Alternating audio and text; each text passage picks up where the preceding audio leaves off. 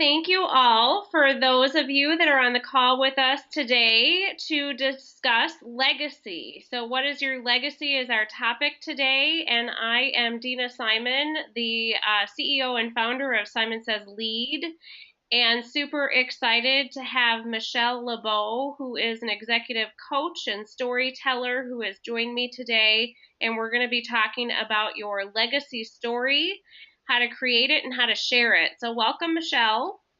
Thank you, Dina. I'm excited to be here with you. Great. So why don't you share with us if you want to kick off, and I'll run the PowerPoint for you. So you just let me know when you want me to go to the next slide. Okay, sounds good. Yes, as Dina mentioned, we've been working together on what is your legacy, and we've come up with 4 different phases of building and sharing your legacy. If you want to move forward. Um, I want to start out with a quote by Brene Brown, and she is the vulnerability expert and shame expert. She's done a lot of research in this area, and she was interviewed last week by Elizabeth Gilbert on her podcast, Big Magic.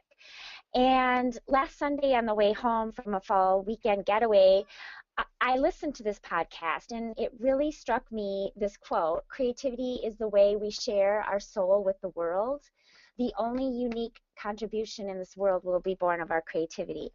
And the reason that I bring this up is because working on legacy really means using your soulful creativity to build and share more meaningful and memorable experiences. And I believe a lot of times as business people and executives, we forget to think about creativity in this way. But the more we use these two things, creativity and soul, the better legacy we build and share. So who and why Michelle LeBeau?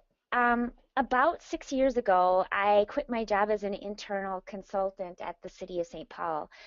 I worked with Mayor Coleman and the chief of police in leadership and org development there.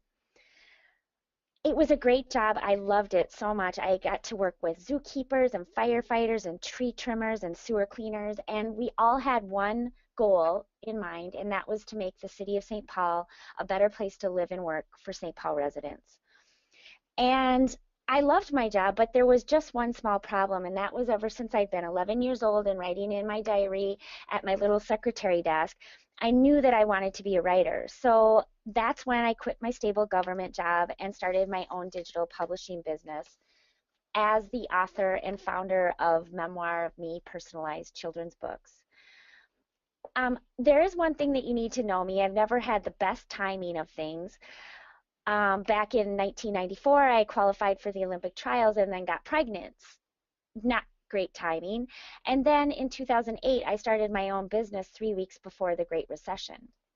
But after I sold about 1,500 children's books and was a semifinalist for the Minnesota Cup Business Plan competition, my run as a digital publisher came to a close. I really, really learned a lot, even as my son said, you know, Mom, I don't know what's going to happen out of this experience, but no matter what happens, we've learned so much. And he said that right after I launched, and I always remember that quote. I love that he told me that.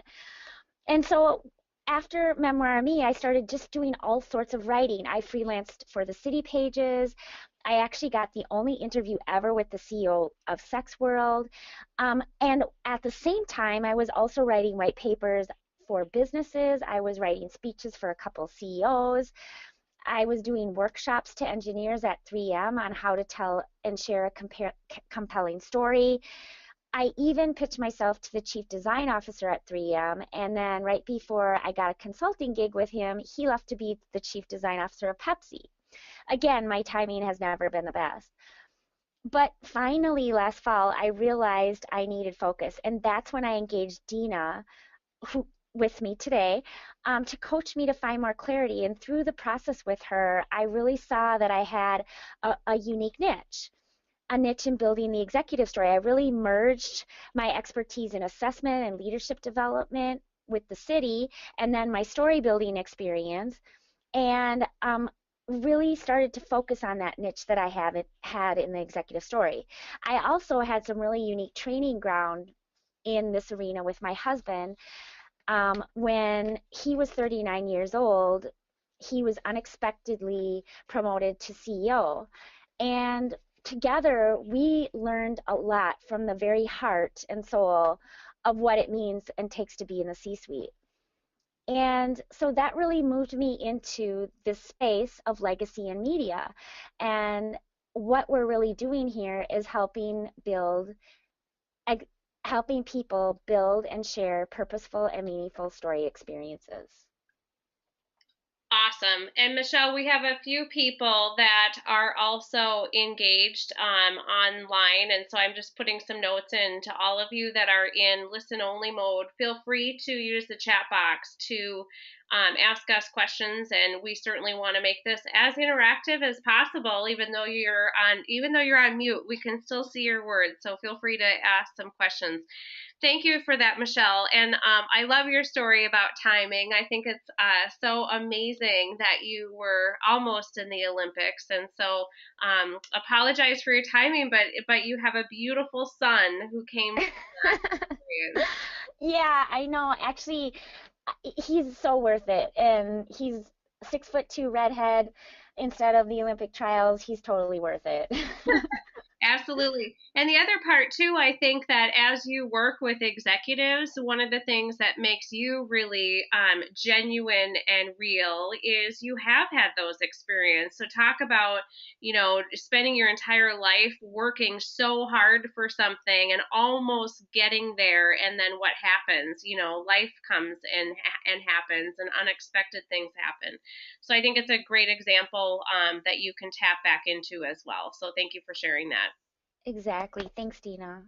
Yeah, so I'm going to share just a little bit for those of you that don't know my story. So Dina Simon, Simon Says Lead, and a picture here of my family. So I too, like Michelle, there's been a lot of transition over the last maybe 5 years in my life from a professional perspective. I was a little girl who was going to work really hard and climb that corporate career ladder, and I did so, and I did so well. I reached, some of the highest levels that I thought from a business perspective, but then also had that opportunity to come back and say, okay, I'm a mom. At the time, my daughter was 7, and I was traveling about 85% of my time, and I needed to figure out what was next for me and how to figure out. I don't like to use the word balance because to me, the word balance implies that if you take maybe a next step or move, you might fall out of balance. So I actually use the word blended. So really figuring out how to blend my life, both my professional career and my personal goals, and how to make that all work. And so we launched Simon Says Lead really this past year in an official capacity, where we provide leadership training and coaching and development for individuals and companies. And along that journey, as Michelle talked about, we found each other. And then the other piece that we found, and we're going to talk in a minute about the strength of relationships, as Michelle and I gained a one-to-one business relationship with each other, as I was coaching with her and helping her with some of her business strategies. Michelle is an amazing writer, as she talked about, and she actually became the editor on a book that I launched in 2015. And so we have transitioned from, multiple different ways in working together. And our topic today on legacy is something that is very passionate for both Michelle and I, and one of the common grounds I think that we come together on very naturally, and certainly there's other things that we've built off of that, but the legacy and the word legacy is a big word and means different things to different people. And to me, legacy, when people hear the word legacy, a lot of times they think of, somebody who's passed, somebody who's died, or a legacy system, so something that happened in the past. And people also say, like tribal knowledge, something in the corporation that happened in the past, and kind of those legacy systems and the legacy things that they're looking at. I see legacy very different. I see legacy as something that we're living out on a daily basis. And as leaders in our family and people of influence in our communities, I believe we're living out our legacy with people watching us, even when we don't know they're watching us. And so everything that we do about our brand and who we are and how we show up in the world, not just in the past, but today, and being very on purpose and authentic with how you want to move forward is really what we're here to share with you as far as how Michelle and I see legacy. So Exactly. go Oops, ahead. sorry. No, I was just going to say, building on last week, Dina and I did an in-person session together, and one of the participants pointed out that really you're gonna have a legacy whether or not it's the one you choose to have, because people think of you in a certain way and they perceive you in a certain way, and that is your legacy.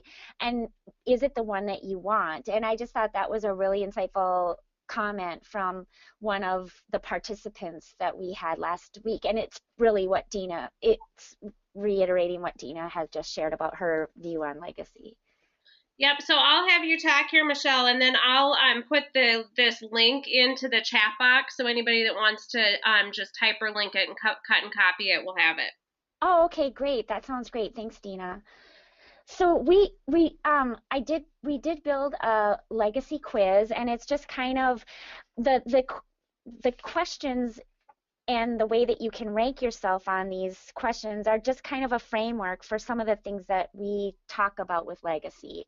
And basically from a legacy perspective, what we want to do is have people seek out your stories and seek out the experiences that you're creating for them, that you want to be a sought after I want to use the word commodity, but I know that's not the right word. Anyway, a sought after asset. You want to be a sought after asset, and that's what we're talking about when we talk about legacy. And the next screen actually, moving forward, really, what is legacy? And I alluded to, Dina talked about brand too, and actually throughout this coming, working with legacy, it's really been a kind of a struggle. Like, what is the difference between brand and legacy? And really, in my mind, legacy begs us to go further and deeper and be more intimate and purposeful in the way that we're showing up. And so it's really being more meaningful and thoughtful and sharing things that really connect you closer to your clients and your customers and your coworkers. And so the things that we're looking at in legacy is really kind of the words and images that we use in story interactions, how we use our body and our physical presence, and really that relationship piece, which Gina has taught me a lot about. Where and with whom are you showing up, and really strategically putting together the experiences that you're creating along with the relationships that you're building and getting the right message to these people. So in terms of story, there's three main stories that business people should all be telling. They all should have these three stories that they talk about with their people. And a lot of times, sometimes we'll build a creation story along with a value story, but the creation story is the who I am story and the why I am. So basically, you heard Dina and my creation story in the beginning of this session.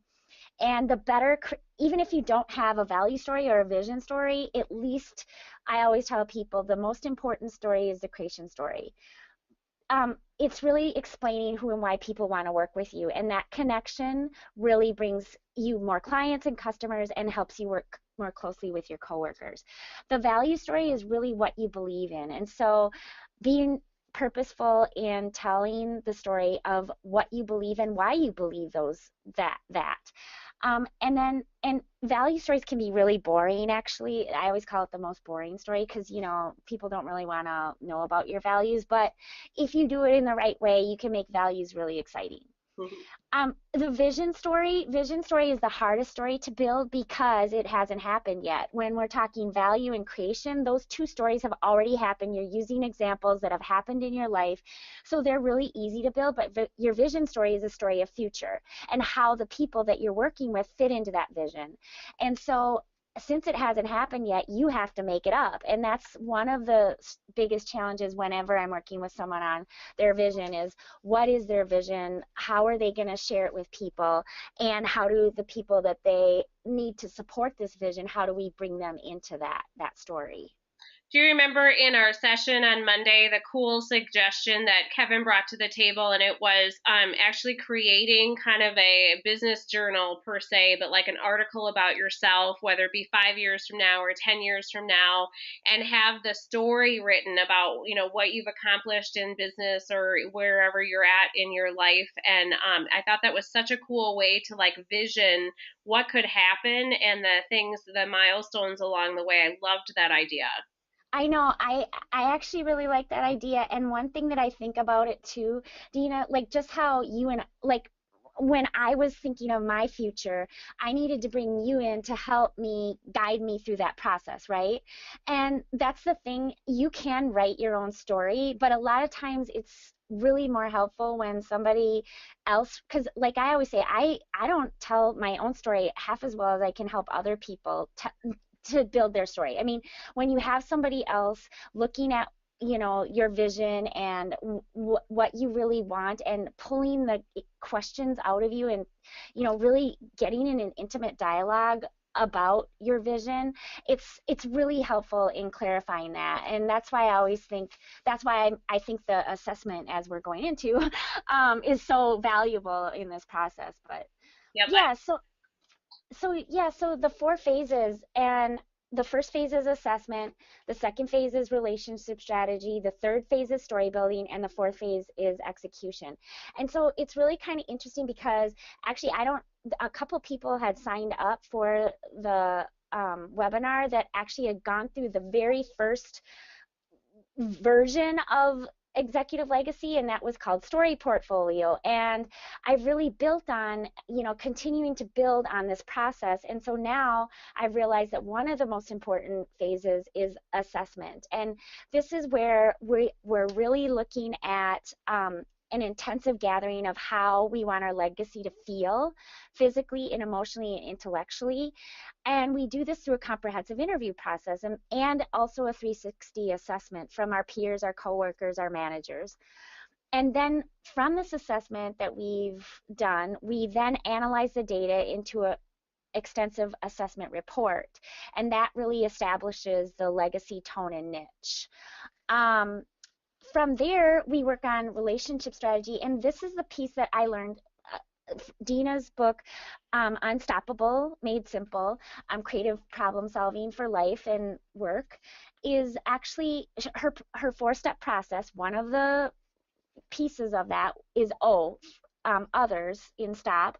And she really taught me how important it is to have this relationship strategy and looking at the people in our lives that are going to help support us to get to where we want to go next and help support us in our legacy. So in this phase, we're identifying who the people are important to us in our tribe, our mentors, our influencers, any community groups that may affect our legacy in some way. And then we build a strategy on how to build and strengthen those relationships that impact our legacy. That's great. And we can follow up a little bit more too on just relationships when we talk about execution. Exactly. So then the third phase is story building. So in this phase, we've already done the interview and we know what your vision story is, what your creation story is, what your value story is. But now, since we have the relationship strategy, now we're putting the stories together with the right relationships. And we're really working on using sensory words um, that are very powerful, using the senses, what you can see, taste, touch, and feel. We're really working on images that we're going to be creating. We're adding in characters, who are the heroes and the villains in this story, and we're really coming at it from a storytelling perspective. We're making sure that there's action and struggle, and then tying that story to the right people. And that's what we're working on in the story building phase. And um, yeah, and I think, yeah, that's it. And then the last phase is actually execution. In the execution phase, we're putting our story building, we're putting in the relationship strategy and everything we learned from the assessment, and um, we are putting a calendar of tactics that involves sharing who we authentically are and our vision for the future.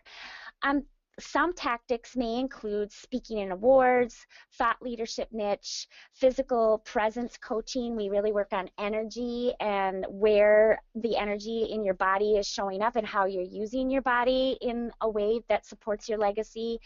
Um, we have media support that can include social as well, and then events and conferences. The big thing about executive legacy is that each one is unique to each person, so the execution calendar can look a lot different for every legacy. Michelle, I have a couple private messages in here that are asking about, just like timeline. So from the first phase to now the building of this execution timeline, can you talk a little bit through about the process and how long it takes to go from assessment, some of those phases? So it takes about 1 month. We do the assessment 1 week, then you get the report the next week. Then we're working on relationship strategy the third week, and then story building the fourth week. So it really takes about a month if you can. And the time commitment actually from you is about 5 to 6 hours within that month. So, and then we just, the way that I've been working with people is we just check off the list. We don't do everything all in 1 month. So we're just working on it, a few hours a month. But the thing that I've noticed and the people that I've been working with have reported back to me is just even thinking more about how they're showing up in every interaction makes the interactions more meaningful. So it's not just only the things that we're doing in the calendar, it's also just on a daily basis, like Dina said, how we're working with other people. And I did get feedback from one of the executives that I worked with. He had a big speech that he had to give to his entire organization, and the organization was having some tumultuous change dynamics going on. And I really pushed him in this speech to use language that made him more vulnerable, more exposed, using a lot more colorful language than he was used to describe things. And I asked him, how did you feel before giving it? And I said, you were scared? And he said, no, I wasn't just scared, I was terrified. And so then, but actually, while he was giving the speech, he noticed a shift in the way that his employees were actually even looking at him, the way they were engaging with him. And he said that moment was just a breakthrough for him of breaking down the barriers that CEOs have with their employees. And from that moment on, there was a big shift, just a different level of trust and connection that moved him forward to be able to complete the change dynamics that were going on and really engage with his employees in a whole new way and have them see him in a totally different way. And just a much more intimate relationship evolved from and that was just one speech. And so anyway, that was just one example that I had of how we're working with people and how it's impacting their organizations. That's fantastic. And then that also goes to this next part about how, working with that senior leader, but then also, whether it be a department head and working within their team and how do they want to show up. Talk to us just a little bit about this next slide here. Right. So, what's been happening now after I've been working with executives for a while, and then they're saying, okay, this is great. I'm getting my story down, but and I'm showing up in a different way, but my team isn't. And what does that collective voice really look like as a team and start viewing ourselves in a different way? And so now I've been engaged with the team members and really working with the same things that I worked with the lead, the executive, and working on making sure that they're telling consistent stories that make their team or their organization show up as a brand inside of their bigger organization. The places that I've worked so far on this have been actually larger organizations. So seeing their team as a mini brand in that to really amplify the voice and the story of that team to support making the leader look even better because his or her team members are strategically using story in a way that is more collective and team oriented. Love it. Great.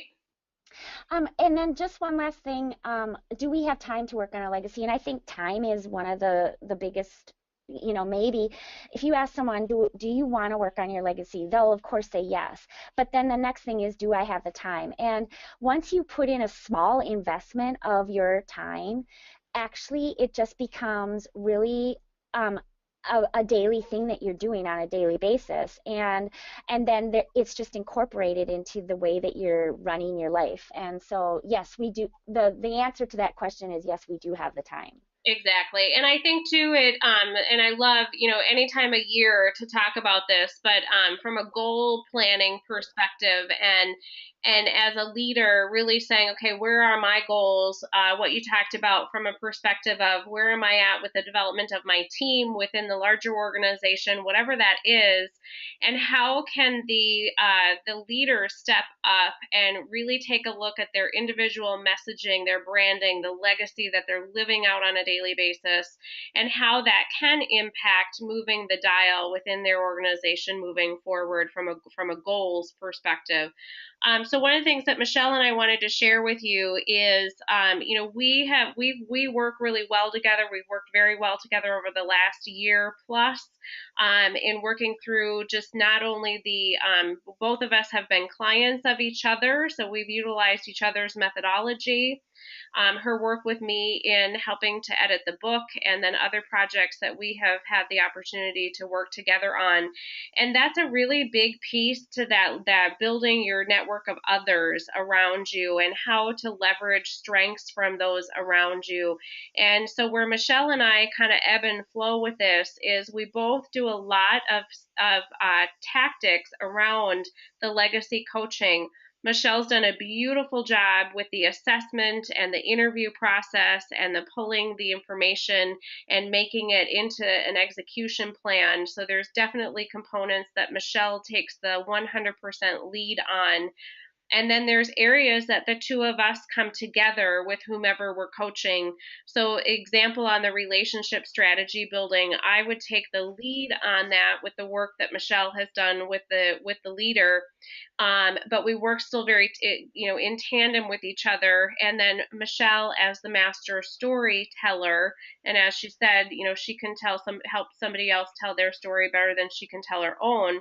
That's normal. We can do for others what we would love to be able to do for ourselves. And so Michelle has a true gift in that, as she shared with some of those examples. And then the two of us sitting down with the leader with their execution plan and building out, what could the possible outcomes be and what could the possible plans be for moving forward and who can come and be a part of that.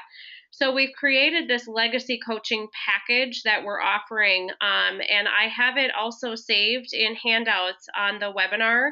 So you can click on the handouts and download this PDF form, but we just wanted to walk through this.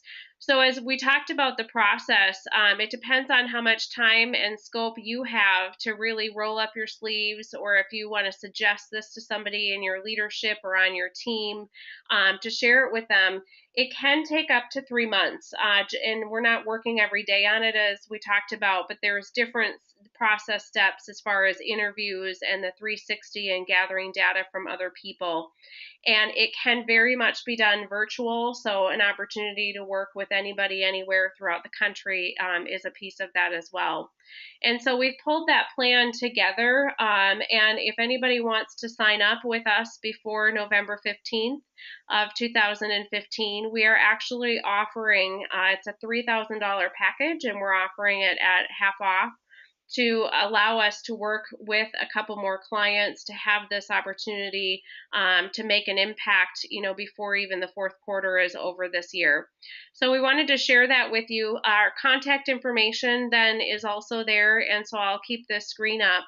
And if there's any other questions in the chat box, feel free to share those with us. And we'd love to hear from you. Michelle, the quiz to take, I did put it in the chat box, but we'll make sure when we send out to any of the people that are registered for this call in the email, we can send that link out as well, so that they have it. So one of the first things to do is it's a really quick, easy quiz to take, and it gets you thinking about your legacy and your brand. And then if anybody's interested in the actual process to work with Michelle and I through this package, we'd love to hear about it. So go ahead, Michelle, anything else that you want to say before we wrap up?